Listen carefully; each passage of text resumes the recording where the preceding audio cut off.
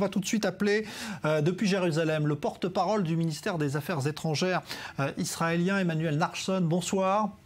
Bonsoir. Alors, quand Netanyahou dit ce soir qu'Israël ne se sent pas lié par cet accord, est-ce qu'on peut vraiment aujourd'hui ignorer ce qui s'est passé à Vienne? Est-ce qu'Israël peut faire comme si ça n'existait pas? Non, je crois qu'on ne peut pas l'ignorer, ça serait une erreur de l'ignorer. Mais d'un autre côté, Israël n'a pas fait partie des négociations et n'a pas signé cet accord. Et je crois que ce que M. Netanyahou a dit de la manière la plus claire possible, c'est que Israël, en fait, est la seule responsable de sa propre sécurité et de la sécurité de ses citoyens. Et nous ferons tout le nécessaire pour que, malgré cet accord, la sécurité des citoyens de l'État d'Israël ne soit pas atteinte. Quand vous dites faire tout le nécessaire, évidemment, on pense à une option militaire. Est-ce qu'elle est encore envisageable aujourd'hui pour Israël?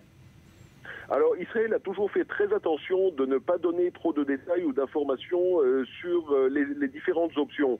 Ce que nous avons dit et ce que nous continuons à dire, c'est que toutes les options sont sur la table. Et que de toute manière, les décisions seront prises ici en Israël de manière responsable pour protéger la population israélienne.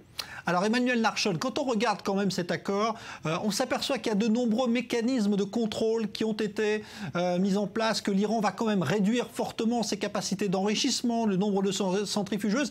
En tout cas, Barack Obama dit lui aujourd'hui que clairement, pour lui, il est impossible que l'Iran se dote de l'arme nucléaire dans les 10 ans qui viennent. Pourquoi ne pas le croire?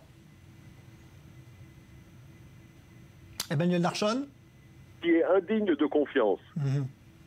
Et je crois que c'est ça le grand problème, c'est que et cette période de 10 ans, il faut le dire aussi, c'est une période qui est relativement courte, et au bout de ces 10 ans, en fait, nous nous retrouvons exactement dans la même situation, avec un Iran qui est beaucoup plus puissant, beaucoup plus riche, et en attendant, pendant 10 ans, il y aura une course d'armement dans toute la région. Donc en fait, au lieu de créer un vecteur ou une plateforme de stabilité, je crois que cet accord fait exactement le contraire, et il augmente l'élément d'instabilité régionale. Bon, on a vu que l'Arabie Saoudite est le seul pays avec Israël, justement, à se méfier et à dénoncer ce qui s'est passé aujourd'hui à Vienne.